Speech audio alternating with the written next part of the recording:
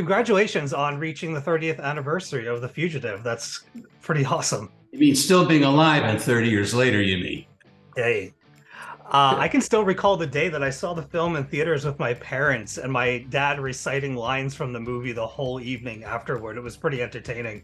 Wow. Good for your father. Yeah. So The Fugitive was a notoriously difficult shoot, but when did you have an inkling that the project would become a classic?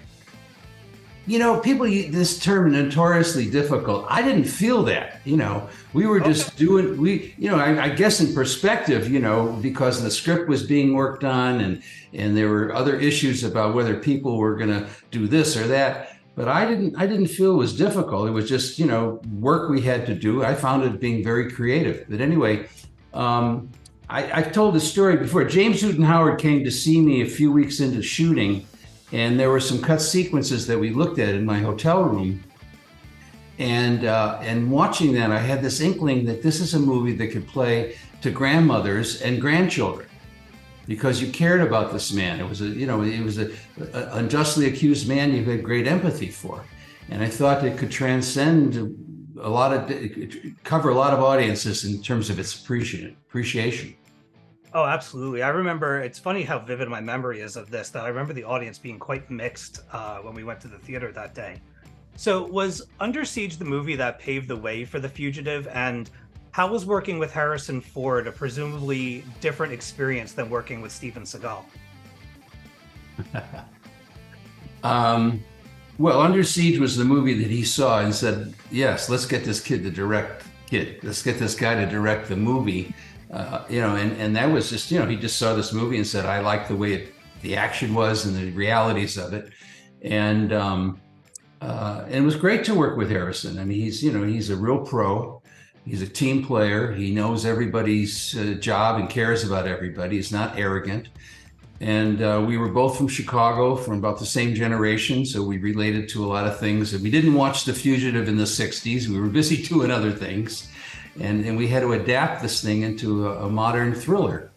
And so, working together to do that was part of our job. And then, of course, Tommy was a huge component for me because he had just done Under Siege, and The Fugitive was now going to be our third film together after The Package, which we made in the 80s. And I think the dynamic between the two of them is what drove the project. Nice. So I have a friend who is a big fan of the original Fugitive television series. In your opinion, what is the secret to an excellent TV to film adaptation? Well, the basic premise of The Fugitive is based upon Les Miserables, which is the unjustly accused man. So that was the core and the spine of why that series had such success, I think, and empathy. And I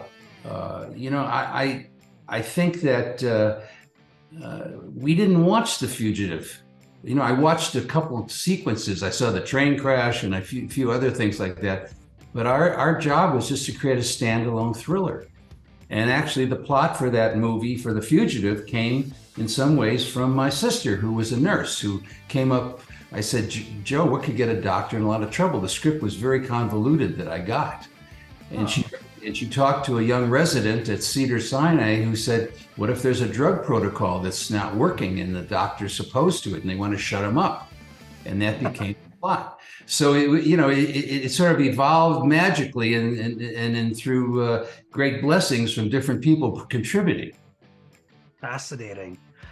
All right, Andrew, thank you so much for your time. And again, congratulations on reaching the anniversary. We appreciate you talking with us today. The Blu-ray's got great dimension that you've never seen before, so people should really check that out. Awesome. Can't wait. Bye-bye. Thank you. Fantastic.